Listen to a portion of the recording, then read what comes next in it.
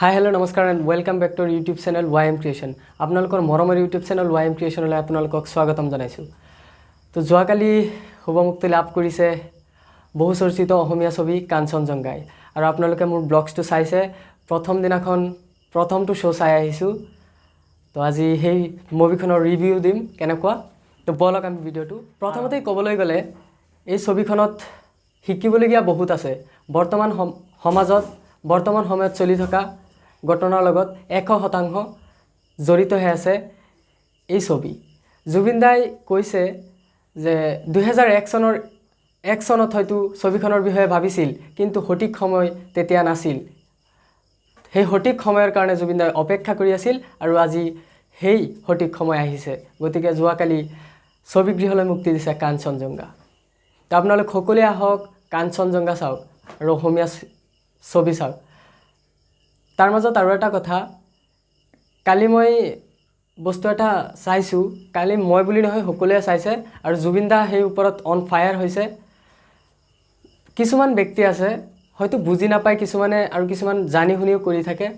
বিভিন্ন ধৰণৰ ছ'চিয়েল মিডিয়াত ছবিগৃহৰ পৰা লাইভ দিছে, ভিডিঅ' ৰেকৰ্ড কৰি আনি আপলোড দিছে ইউটিউবত, ফেচবুকত। এইটো বহুত বেয়া, যিহেতু বহুত টকা খৰচা কৰি এখন ছবি নিৰ্মাণ কৰিছে। সকলোৱে আদৰি লওক, আপোনালোক ছবিগৃহলৈ আহক, চাওক, আৰু সেইবোৰক বাধা দিয়ক। কিন্তু সেই বাধা দিয়াৰ পৰিৱৰ্তে আপোনালোকে কি কৰিছে, বহুত বেয়া। এইবোৰ কৰিব নাপায়। জুবিন দাই কি কৈছিলে, অন ফায়াৰ হৈছিলে জুবিন দা, কি কৈছে আপোনালোকে ক্লিপটো চাই লওক। গোটেই কাঞ্চনজংঘা টিম আছোঁ, বহুত ভাগৰি আছোঁ, বহুত খঙত আছোঁ। কিন্তু দেই, কিছুমান মানুহে, কিছুমান ল'ৰা তাত নাজানে ছ'চিয়েল মিডিয়াটো কেনেকৈ ইউজ কৰিব লাগে, নাজানে। তাতে মোৰ ভাইটিয়ে হয়। এতিয়া মই এইটো আচলতে ক্ৰাইম কৰিছে। চিনেমাখন হলত চাইছে, তেওঁলোকে লাইভ ভিডিঅ' দিছে, সেইটো নাপায়। সেইটো বস্তু জানিব লাগে যে অসমীয়া চিনেমা এখন ইমান কষ্ট কৰি বনোৱাৰ পিছত, ইমান প্ৰসাৰ কৰাৰ পিছত ৱাই, সেইটো মূৰত অকণ কিবা এটা থাকিব লাগে। ব্ৰেইনটো যে এইটো থাকিব লাগে।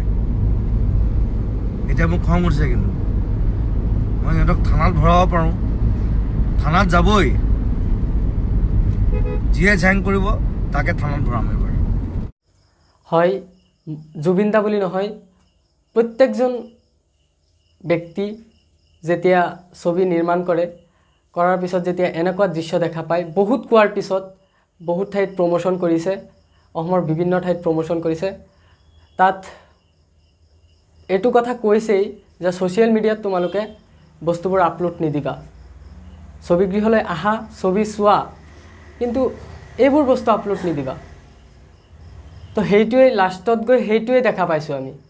বহুত বেয়া লাগিছে সঁচাকৈ।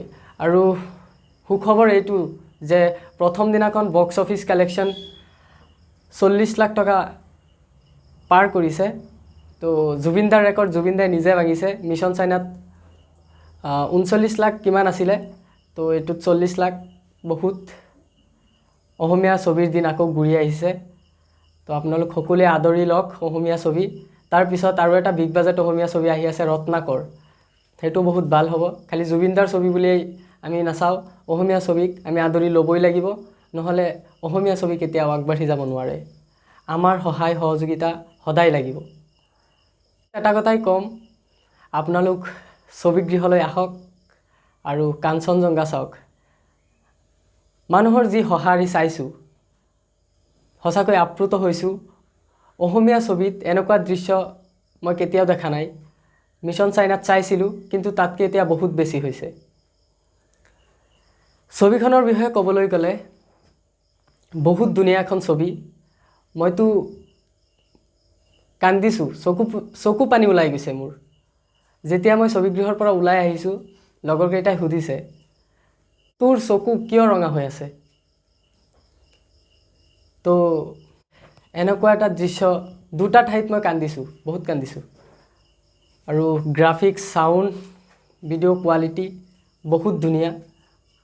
অসমীয়া ছবি তেনেকুৱা মই প্ৰথম দেখিছোঁ। মিছন চাইনাত দেখিছিলোঁ, তাতকৈ আৰু বহুত ডেভেলপড হৈছে। তো সকলোৱে আহক, অসমীয়া ছবি চাওক। বেছি একো নকওঁ, আজিৰ ভিডিঅ'টো ইয়াতে সামৰিম। ধন্যবাদ। জয় আই অসম।